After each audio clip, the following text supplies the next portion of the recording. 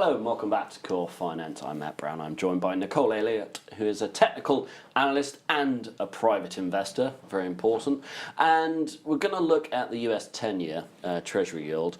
And this is something, if you don't trade it outright, it's also important for currency traders and equity traders as well. So, as I say, if you're not trading the 10-year, always be aware of what it's doing because it has a huge impact over other asset classes. And in the States, most mortgages are linked to the 30-year. Actually, that one is very, very important to Joe Public. And so people in the States, they will monitor it every day in their newspapers and things like that and decide when to remortgage down at a lower rate. This is what they've been doing for a long time in the States. What you've got here is not as clear a picture as we had in our long-dated gilt, but that diagonal line that has capped yet again comes from the January 2007.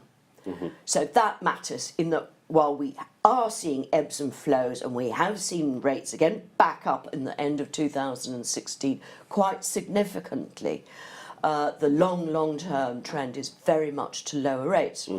And we've had a little spike against it and now we've come back down. I mean, we've actually dropped quite a bit. And I'm not quite sure, it's again from Fibonacci, retracement, resistance levels. Those are those two horizontal red lines going across there. But I think it's partly to do with this not renewing Janet Yellen's contract. I don't know why they don't like her. I really can't see why, but it's highly unusual for the current chair of the Federal Reserve not for their contract not to be renewed if they want it to be so. In other words, you've got to say, no, I'm definitely going to retire. Yeah, but it did feel a bit of both. I mean, Yellen really probably didn't want to carry on, certainly with President Trump now in office and being dictated by potential tax cuts, etc. But I think she did a very good job at the wheel there. Yeah. Anyway, here again over the last fortnight, rates have come down from 2.5% to 2.25%. So that's a 25 basis point drop. So again, it's that same feel as the gilts, isn't it? Yeah. The Fed puts up rates by 25. This lot go, no, I think you're doing the wrong thing.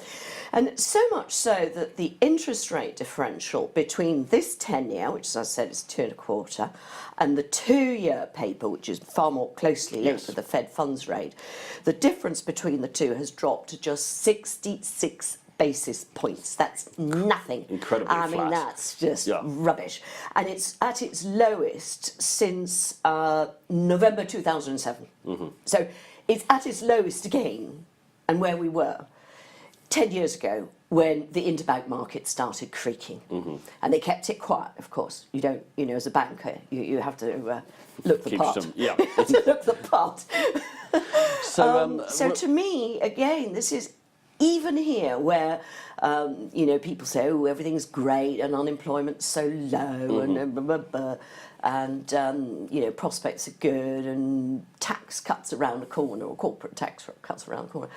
I don't see the bond market seeing it like that at all, not at all. I think they're far more sceptical, far more cautious and aware that perhaps central bankers at best don't have their finger on the pulse. At worst, they haven't got a clue. Understood. Yeah, I mean, we've seen that with the UK. It's really being dictated by the market rather than the central banks, which is a slight concern, I would say. It's extraordinary. I can't believe that they've cornered themselves into this position. I mean, number one, as a central banker, number one, you've got the element of surprise on your side, and number two, when you just say, well, the market says we should be doing this. Well, hang on, you're just a court jester or something. Exactly. Who's king here, and who's princeling? It's really very surprising. Well, central banks take note. Nicole, thank you very much for joining us today.